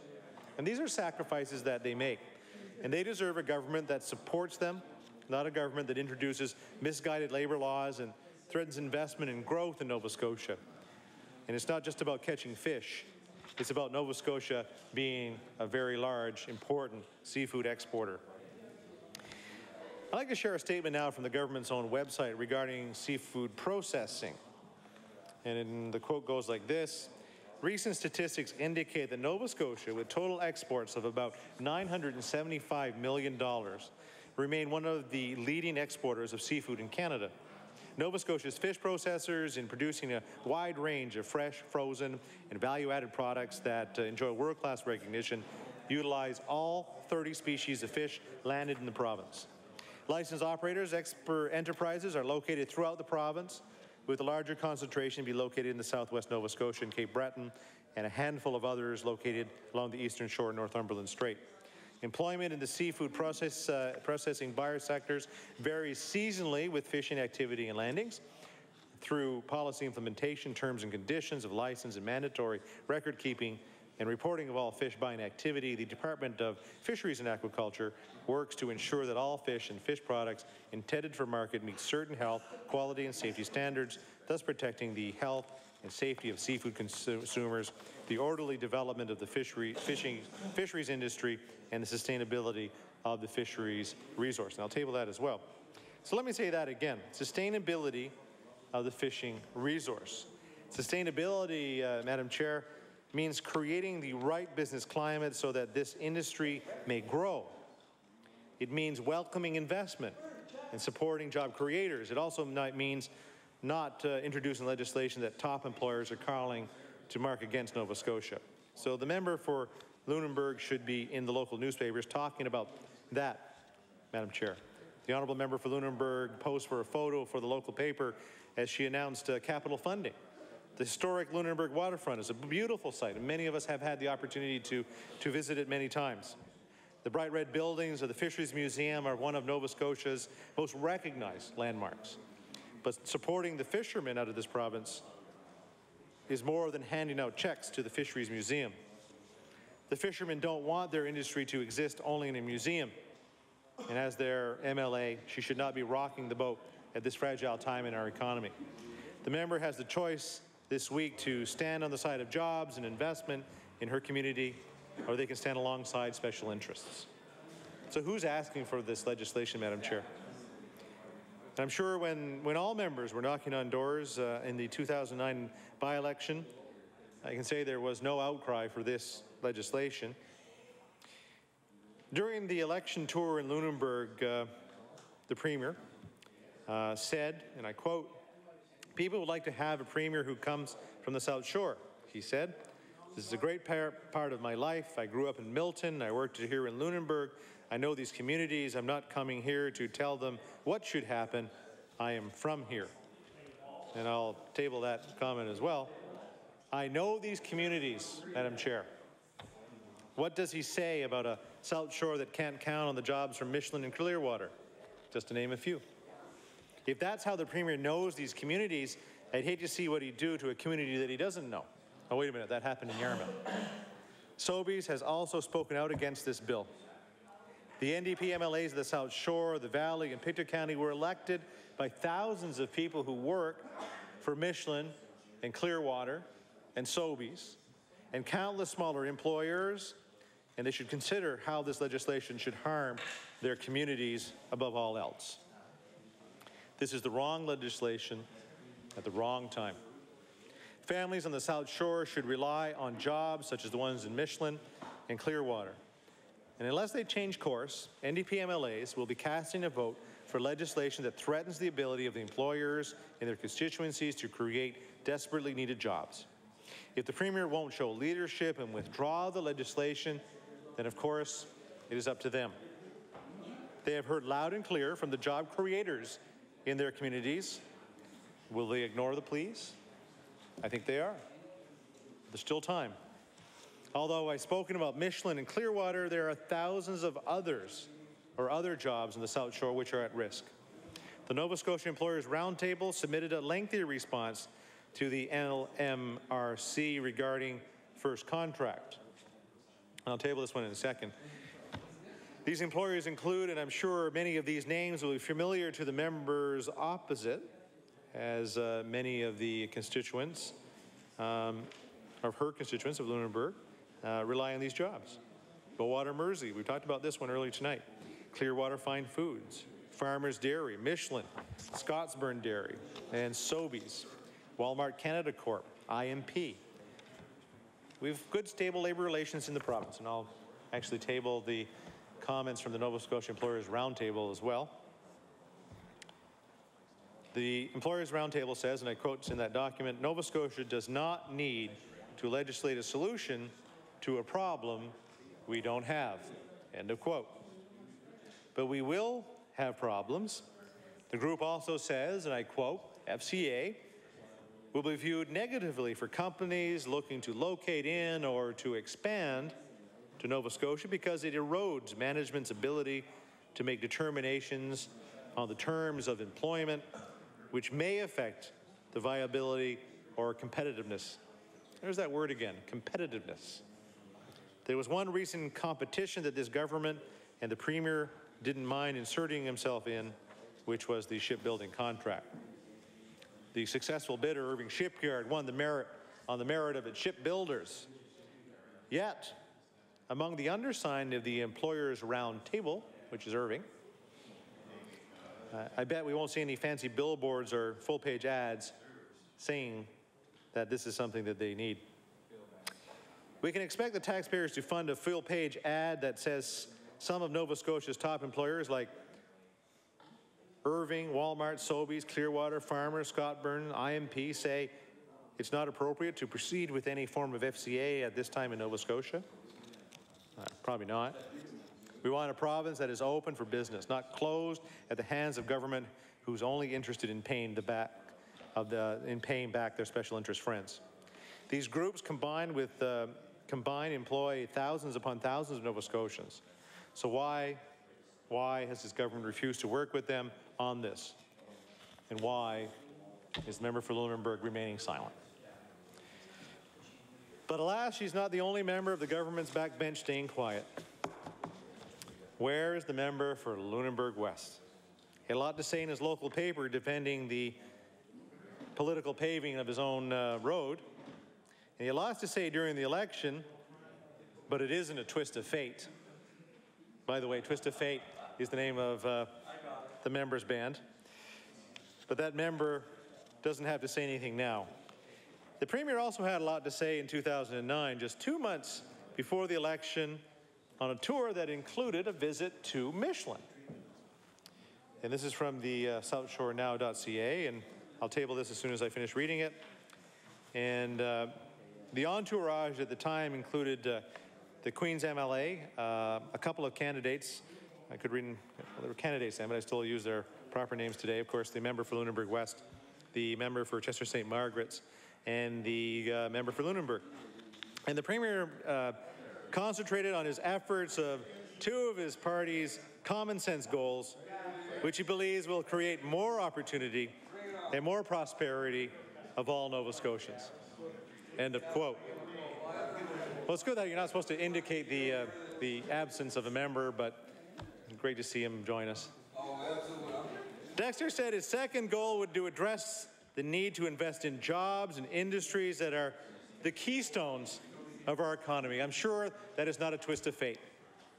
He said he recently completed a tour of one of such example, the Michelin Tires Bridgewater plant, where he got a first-hand look at the production facilities. And I will table this document, and I hope that maybe we can make another copy of it and give it to the member for Lunenburg West, so he can have a read and remember what was said on that great day. I'm sure it was a beautiful day and a tour of Michelin. And the other quote in there says, Michelin selected its Bridgewater plant from other plants worldwide for recent major investments. He said Bridgewater is winning contracts because it's a winning formula. Innovative technology, well-trained workforce, and an excellent management team. That is the formula for success that government must encourage. End of quote. Actually, I think it was the Premier that said that, not the member, but if he wants to take credit for it, I'm sure he can have that kind of editorial comment on it. So why now, as Premier, is he messing with the labor relations formula of this province? And will the member for Lunenburg West stand silently by? Which is amazing for that member, because he's never really that silent. Interesting enough, during the visit to the South Shore, the Premier said the biggest challenge facing businesses in Nova Scotia today is high taxes. And the quote goes on further in saying the highest in Canada by most comparisons, ends of quote. And that makes it difficult for the province to compete, particularly during a global economic crisis. Good job there, rookie. And we know he's done nothing to help taxes. We already know what happened there with an extra 2 points on the HST. Michelin and Clearwater are not the only companies asking the Premier to shelf this bill.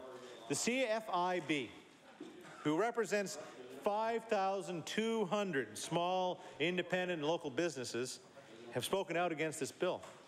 They represent the real job creators in our province, those who employ thousands upon thousands of Nova Scotians. We heard from the Canadian Restaurant and Food Services Association, employing thousands upon thousands of Nova Scotians across our province. They opposed the bill. The Nova Scotia Home Builders Association, and I thought I saw the president in earlier tonight looking at the proceedings here. Important contributors to our province's economy have called on the government to put an end to first contract arbitration scheme. The Nova Scotia Road Builders Association, we depend on them for so much. They too have come forward and asked for the government to not forge ahead with this dangerous legislation. And what do these groups all have in common? All of them have already suffered because of NDP policies.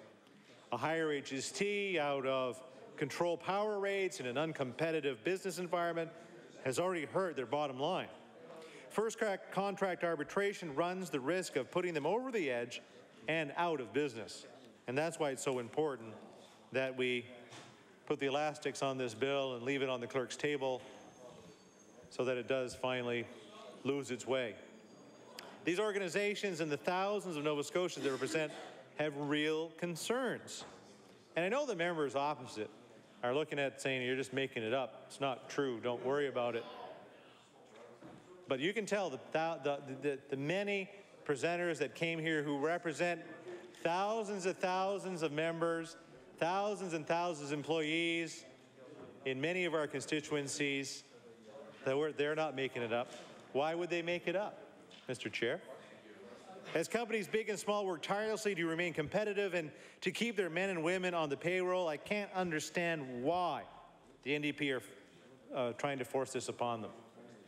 They have high taxes, high power costs to worry about, and now they're going to have FCA threats.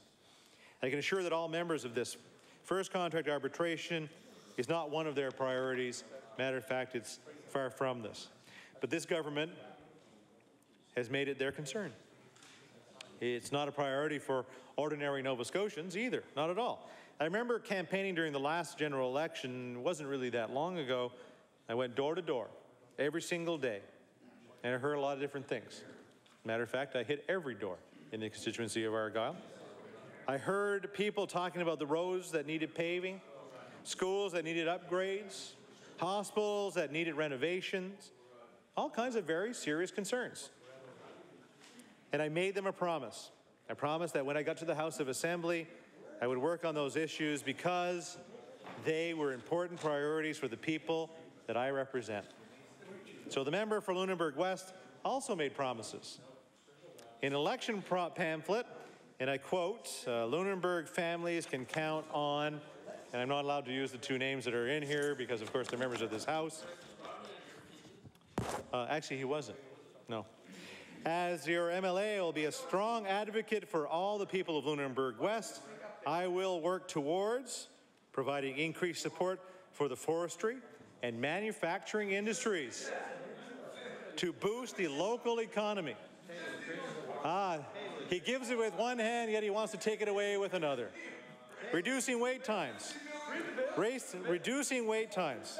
Providing a better quality of life